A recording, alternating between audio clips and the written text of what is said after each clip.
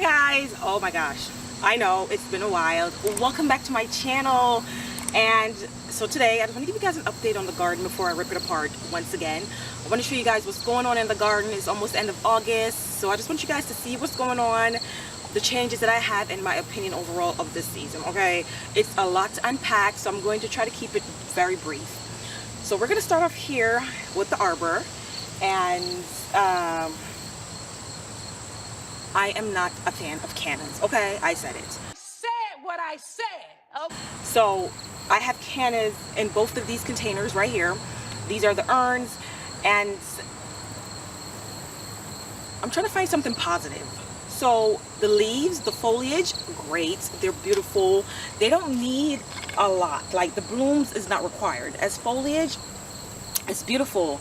It complements everything else. But the bloom heads, guys, the bloom heads are atrocious. Okay, I cannot maintain them.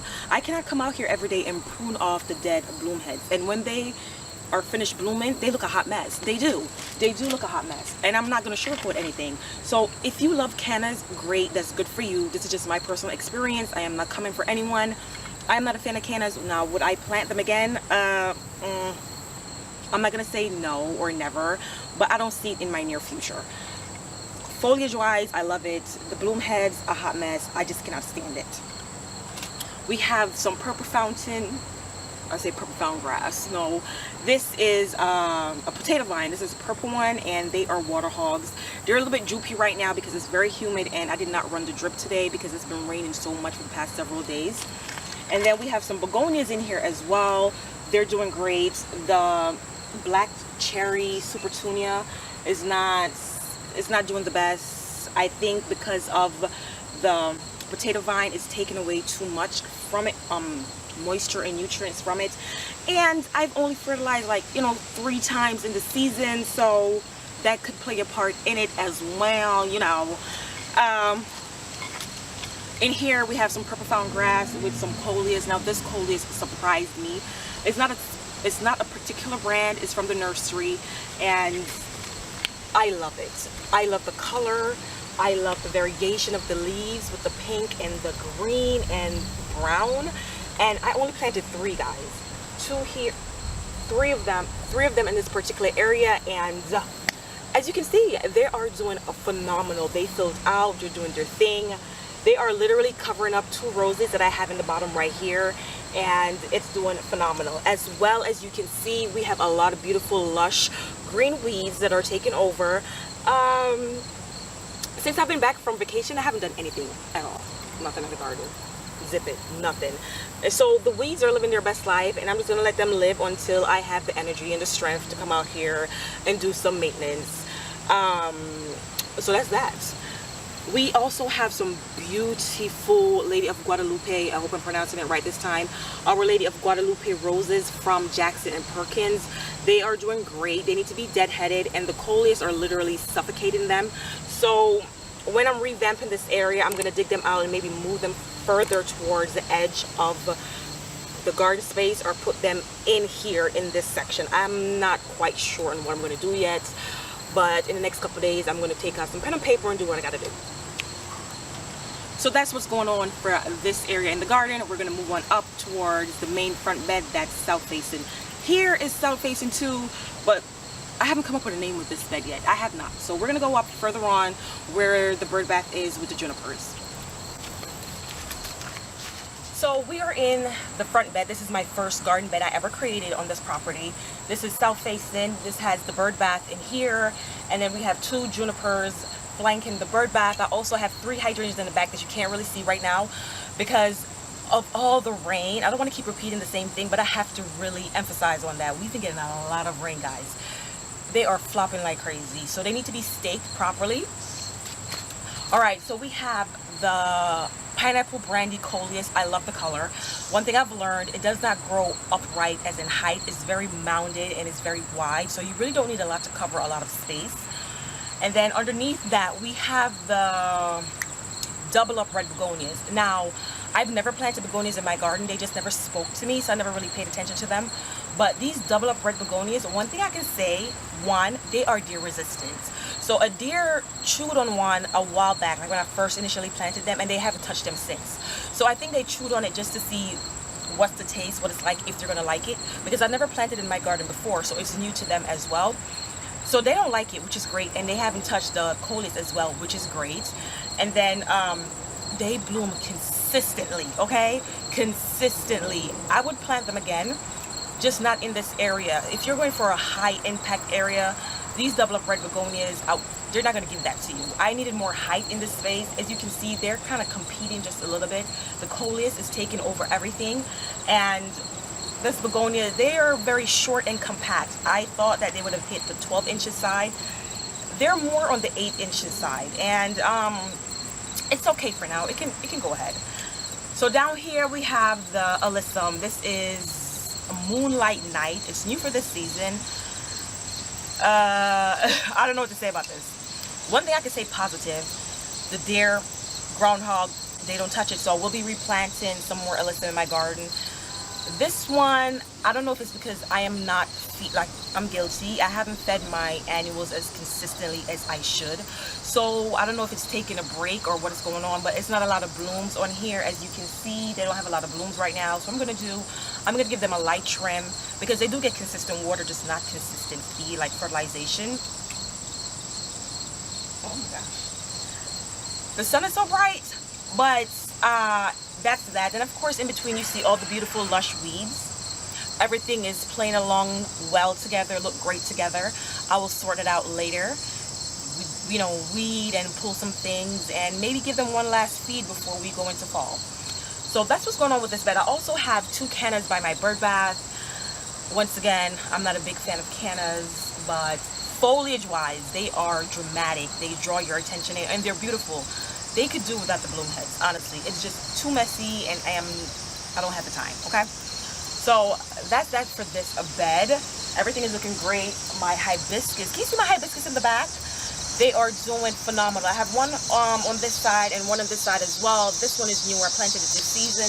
But this one right here is just, it's on a ooh, child. I was saying, the sun is so bright right now. I hope you guys can see me. The one behind me is about 3 years old, which means it's about 6 seasons. So it's because, you know, from one season to one season is like 12 months if you count it that way. So it's about 3 years old, and it's doing phenomenal. Excuse me. It just started to bloom again. It took like a 2 to 3 week break, and then it started to bloom again. It's just like roses. They bloom for a period of time, take a break, and then they start blooming again.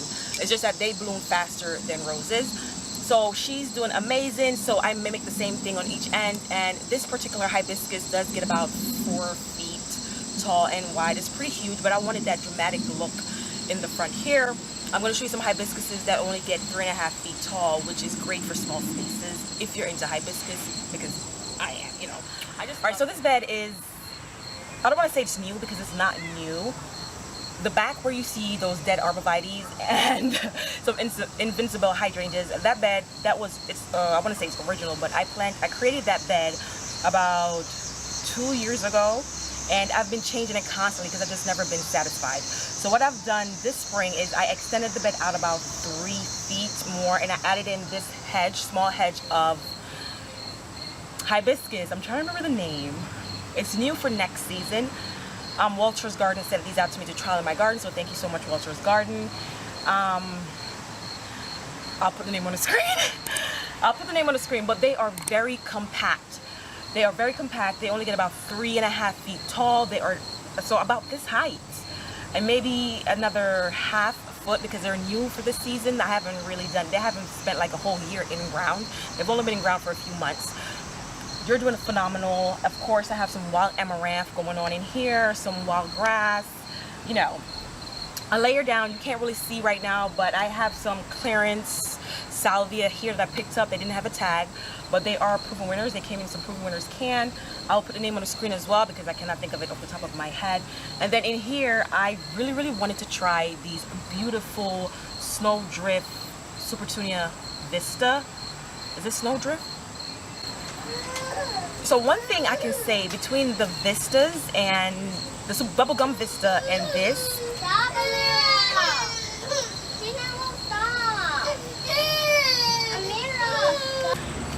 as I was saying, guys, before I got interrupted by the kids, So between the bubble gum, I love the bubble gum. I think everybody loves bubble gum. It's just so vigorous, like it does its job.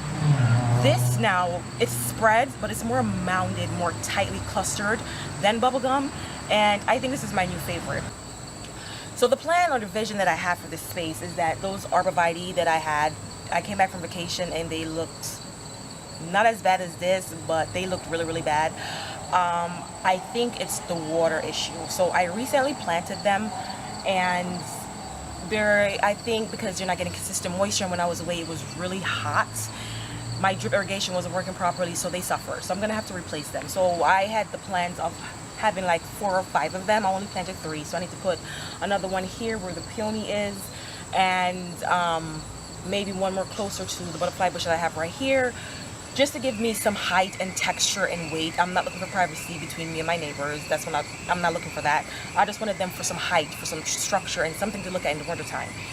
Then below that, I have some invincible hydrangea. They get about 5 feet tall and wide. In a good condition, they can get up to 6 feet.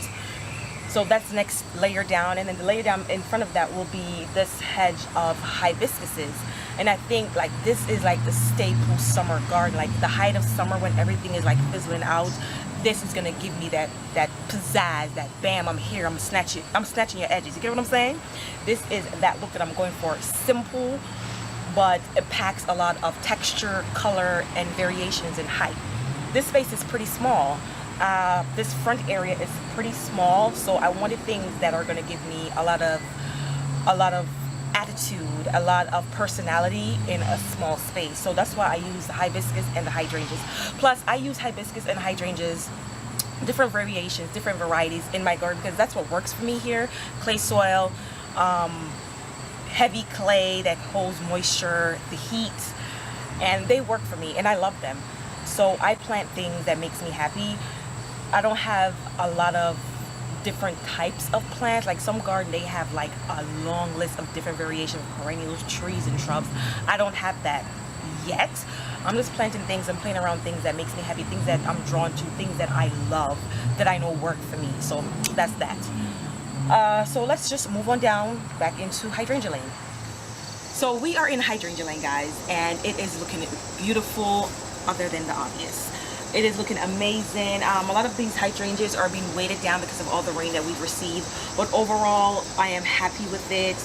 Everything just looked magnificent. I mean, it looked good, manalai. The place just looked nice. So I have these limelights that I planted about 3 years ago, maybe 4, and they're doing phenomenal. I have 4 right here in this area, in this particular bed, and then I underplanted them with some velveteen coleus. I love the dark color of the leaves with the lime green. It just looks amazing. And then underneath that, all the way at the bottom, we have some coral bells. Beautiful. I divided a big patch that I had last year. So in fall I had 4 clumps. I divided 3 of them, and I had like a big hedge. You can't really see right now, but they're here. I'm gonna try to get the grass. The plan is to get the yard cut and get the garden weeded and come back to normalcy, because ever since we came back, I've been back for about 2.5 weeks now, and I haven't done anything at all. The grass has not been cut. It's about knee height all the way in the back. But yeah, other than that, this area is looking phenomenal. So let's go down a little bit further. So this is where I have all my big leaf hydrangeas, which is like your hydrangea microphylla and some mountain hydrangeas. These are the hydrangeas that you can change the color of the blooms. It needs a lot of work here, and it's a lot of mosquitoes, but I'm gonna come in and finally, what the heck was that? Oh.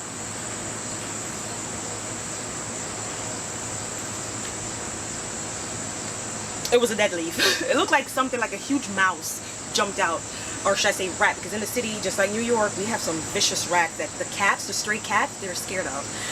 Anyway, these are the containers. Back in spring, early summer, they looked amazing, guys. They looked phenomenal, just beautiful.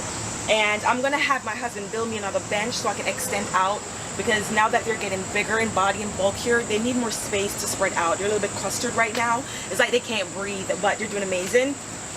And then on this side, if you guys can see, I have another hedge of hydrangea. So this hedge is fairly new. It's only about 1.5 years, which means it's only been 3 seasons. And they're doing amazing. I pruned them down to nothing, like about maybe like 2.5 feet tall, and now they are about 4.5 feet, almost 5 feet tall as me. I'm 5'4". This area just looks amazing. All right, friends, so we are in the fountain area that I revamped this spring, and right now it looks lush, but when you take a closer look, it's nothing but weeds. Like when I came back, I was like, oh my God, I have a lot of weeding to do. But then I just didn't have the energy nor the motivation to get in the garden. I just wasn't feeling it. So the rain came in, and it's been raining non-stop, which is the perfect time to pull because the soil is soft, but I'll get to that when I get to that. So first, this is just, I don't know, this area really came a long way, and it really filled out in such a short period of time. We have some sunflowers, Suncredible Saturn sunflowers right here with some grass. I love grass. I love to add grass wherever I can. So within the next week or two, I'm going to see if I can get some perennial grasses to add in this area for a permanent look instead of using annuals all the time. Something that maybe get around 6 feet tall, because I like that tall structure, the movement in the wind when it's windy, and just the texture of the leaves. So we have the grass. We have Nicotiana. Now let me talk about Nicotiana. I am not a fan. And it seemed like I'm saying a lot of things I'm just not a fan of. I'm just being honest. I'm not a fan. So I tried it initially because I saw it in the Impatient Gardener, Erin over Impatient Gardener, and I liked it in her garden. So I gave it a try. But I just don't like the look of it. I don't like the growth habit of it. I'm not going to plant it again. And then because I'm not experienced with this particular plant, the seeds are dropping everywhere, right? And then there are new plants. Then there are new baby plants popping up from all the seed pods. So now I got to make sure come next spring, every time I see a new seed pod popping up, new baby plants, I just have to pull it. The seeds are just dropping everywhere. So I need to come in, take this whole plant out, get all the seeds off first because I don't want any more extra seeds to fall, and pull everything out. I'm not a fan, and I just don't like it. It's nothing personal. It just doesn't speak to me. Like, plants need to speak to me before I can say yes, it's a permanent fix and I'll plant it again. I'm not gonna plant it again. Over here we also have this beautiful newly Noir coleus. It is doing amazing. It's starting to bloom. So normally I go in and I pinch off the blooms, but the color, guys, the color, this dark purple velvety blackberry type color, ugh, gorgeous. And then pink, like the light pink angelonia I have right here, looks so good with that plant. I really like it, backed by the salvia. And then I have Invincible Spirit 2 hydrangea right here that needs to be deadheaded. Just gorgeous. So once I take all these annuals out, this whole area right here is going to be empty. I'm thinking to plant some corabels. I can take at least 4 to 5 hours of sun during the day right here. And I have a hydrangea right here that I need to like pull out a little bit because the hibiscus is kind of crowding. It's kind of tight back there. So I'm thinking a layer of corabels, heucheras, the corabels, that's permanent fix. There'll be like a little gap where I can pop some angelonia in. They have them in pink, white, and purple, and bicolors. I just think angelonias are beautiful. They give you height and movement and deer resistance and groundhog resistance. So that's what I have planned for this area. Take out all the annuals, pop in as much perennials as I can. And you guys know, okay, you know I have a stash of clearance plants. Clearance haul coming soon. Same thing for this side. I'm going to take out all these annuals, coleus, you know, angelonia, weed everything out. I'm going to have a big planting space right here. I also have a hydrangea right here. The hydrangea, I think it's dead. It looks dead, but half of it still look alive. So I'm gonna dig it up, cut it out, prune it as best as I can, and replant it somewhere else. Maybe I need to amend the soil or something. I don't know what's going on with this particular bed. Everything else is thriving, but this hydrangea, it's not doing its best. Same thing with these Nicotiana. I need to take them out. These Suncredibles are amazing. They really took off. I love the color. I love the texture it adds to this area. Now, if you remember, I posted a picture with nothing but bubble gums. So opportunity is the bubble gum. As you can see, there is none. Well, sorry, there's 2 right here that survived. Everything else is dead or got eaten by a deer or a groundhog. So I won't be planting any more petunias at all in ground unless it's in containers. And the funny thing is, they ate the side down.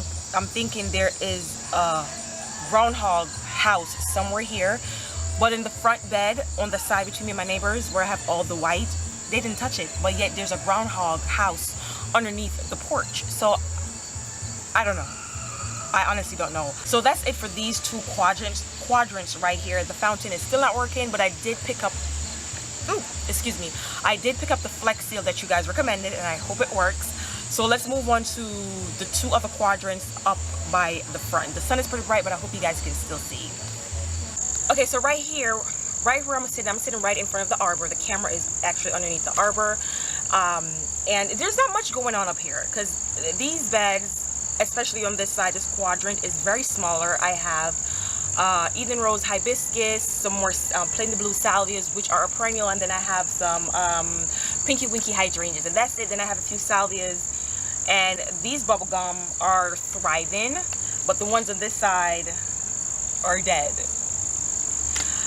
Okay, and then this bed I'm going to definitely revamp. I'm going to take this whole bed apart. This bed is just like a cluster of plants, and nothing. It just looked like a holding cell, if you ask me. There's no main attraction, like a main specific plant, and then you complement it with other plants. It's nothing. It's just like a mishmash of plants just packed in here together. So I'm just going to redo this particular bed. I already have it sketched out, so I'll share that with you when I get to that point. Now that everything is winding down, kids are back in school, except the twins, of course. My time is freeing up just a little bit more, and I'm falling in love again with my garden, because at one point it just feel like, what am I even doing this for? I had to remind myself why I garden. I don't garden for anyone else. I mean, I love you guys, and I love the support, and I love to share my garden, but I garden for me. So I had to remind myself, why do I garden? I had to dig deep, think about it. Why do I garden? You know, I garden for me, for my happiness, for my sanity. This is a place where I can come and decompress with stress, depression, whatever I'm feeling, and just leave it here. Once I dig a hole plant to plant, I leave it piece by piece here. So I'm slowly getting back into the garden, because I haven't touched anything in this garden for a while. And anyway, I'm rambling. So that's it for this area. I will definitely, I have penciled it in on my calendar for you guys. Say when I'm revamping this bed, to set up a camera, just record and do a voiceover if I just don't have the time nor the energy to talk through what I'm doing in that moment. I'll just record everything and then do a voiceover eventually and upload it when I can. So that's it for this area, guys. I will share the vegetable garden. Well, there is nothing going on in the vegetable garden. I have some hot peppers, some sweet peppers, some squash right now, and some corn that are struggling. My zinnias, they got chopped down by deer. Prior to that, the neighbor's dog kept using my garden beds as their bathroom. Every time I would go out, there'd be a fresh pile of shit in my garden beds. Like, what the? Anyway, that's now cleared up. There's no tension, there's no issue. Everybody is back on one accord. And I haven't seen any dog poop in my garden. So what happened was, when I first saw the incident, I couldn't figure out what it was, if it was dog or cat. Further inspection, I realized it was dog, and it was constant. I had to take out the soil, because in my mind, it's contaminated, because if they poop there, they pee there, and there is no form, like, I never heard of dog manure or dog poop compost, you know what I'm saying? So I had to take out all the soil, start back over fresh, start some seeds over. Then I went away for vacation. I came back. I just didn't care, you know. So what didn't survive is dead, and the things that did survive, they're not doing the best. Except my potatoes. My potatoes, they are doing phenomenal. I planted some blue bell potatoes. I think that's what the name is called. They're purple skin. When you cut them on the inside, they're like a purpley blue color.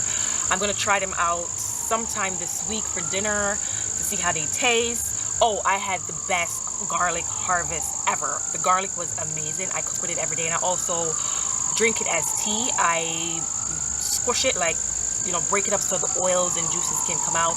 Put it in a cup, let it steep with some hot water, and I drink it as tea with honey. Amazing. Good for colds, good for, and, you know, other things. Okay, let's see what else to update you guys on. I don't know what else to update you guys on. So that's what's going on as far as the garden space, and the vegetable garden is struggling. I don't know what to do at this point. I'm going to start over with a fresh mindset, positive energy, positive thinking, and I'm going to do a fall garden, but I'm going to do it in the fenced up area all the way in the back. We have a fence, so the groundhog or the deer, they can't get in, or they haven't tried to get in. I'm going to do like Brussels sprouts, cabbages, I don't know, carrots, whatever it is they plant in fall. To be honest, I am not big on vegetable planting. I always go to the farmer's market to buy my vegetables and things like that. I try not to buy them at the grocery store. But I'm trying to get more into food production. I've always did like my spices, you know, my herbs and my peppers and things for my jerk sauce and things like that. But I haven't been deep in with food production, and I want to get into that. Plus, I have the land space. I have the 5+ acres that's behind my camera that we bought, I think almost 2 years ago. We've been sitting on it, and it's just sitting there. So hopefully I have some ideas and plans that my husband and I are throwing around what we can do with that. Maybe I'll have an urban farm right here in the heart of Baltimore City. I don't know. But anyway, enough talking. Thank you guys so much for watching. Thank you guys so much for checking in on me. I got your messages. I just cannot respond to everybody, but I feel the love, and I'll try my best to be more consistent. At least one video a week. I hope that will be enough to keep you guys, you know, thinking about me and my garden, and to keep me in the back of your mind. Until next time, see you guys. Bye.